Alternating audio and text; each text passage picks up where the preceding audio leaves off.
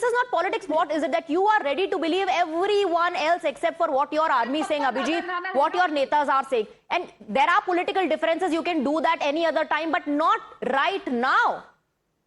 So, Swati, this is a part of, what I call Modi Derangement Syndrome, that they're so incensed by Modi that they start hating their country and they start hating everything. If Modi touches a cow, they'll go, you saw what Kerala Congress did. Because Modi went and adopted a cow, they went and slit some cow's throat, their party worker out there. This is what they do.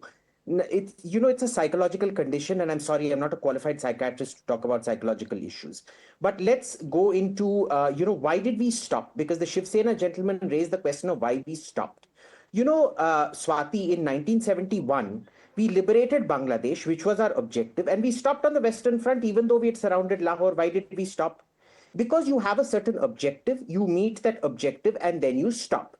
In this particular case, it was the fact that we hit the terror hubs, all three organizations that had tried to target India, including two that hadn't targeted us this time. We destroyed them. After that, every escalation that happened was entirely Pakistan's doing, and we were merely responding to it in an increasing fashion.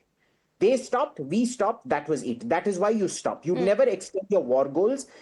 Hitler is the classic example of Hitler and Napoleon are the classic examples. When you extend your war goals, what happens? Paris falls, Berlin falls. You never do that.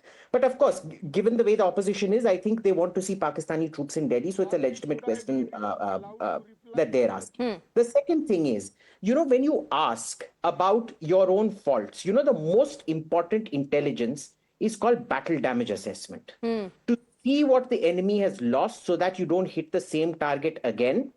You know what their strengths and weaknesses are, so you can hit them again at the right spot. Basically, what the Congress today is asking for is the crucial intelligence that Pakistan wants to buttress itself against us.